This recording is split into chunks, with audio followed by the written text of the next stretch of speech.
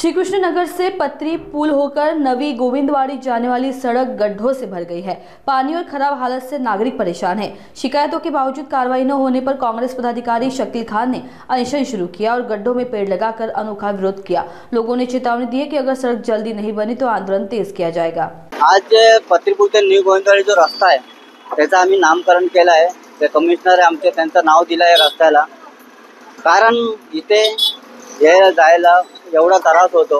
इथे आजूबाजूला शाळा आहे, 2 शाळा आहे आणि ते लहान लहान मुले त्यांना यायला जायला त्या पाणीमध्ये जायला लागतो आणि ते जो गाडी बिडी येतात त्यांना पण खूप त्रास आहे, कमरेचा त्रास आहे, पायामध्ये त्रास होतो आणि वारंवार आम्ही पत्र देऊन केडीएमसी काही ऐकत नाही। एक करोड रुपयाचा टेंडर काढतात पण ते पैसे कुठे जातात हे भ्रष्टाचार आहे। आज जर याच्यामध्ये अवॉर्ड द्यायला काढला ना आपण तर आपला केडीएमसी मध्येचा नंबर 1 अवॉर्ड येईल भ्रष्टाचारमध्ये। तर आम्ही आता नाव दिलं आहे, जर आता पण हे रस्ता नाही केला तर मी याच्या पुढे तीव्र आंदोलन करणार, पूर्ण रस्ता बंद करणार।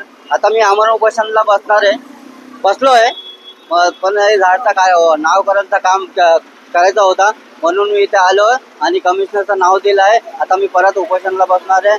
जर हे लोकांनी रस्ता नाही बनवला लवकरात तर मी याच्या तीव्र आंदोलन करणार।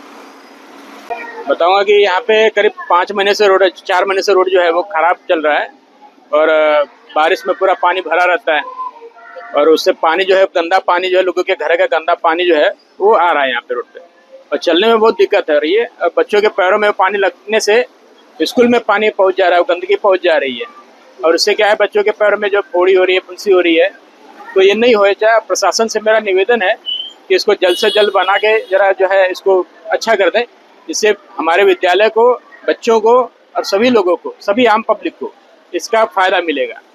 और मैं प्रशासन से मेरा यही निवेदन है। और मेरा नाम है प्रदीप सिंह।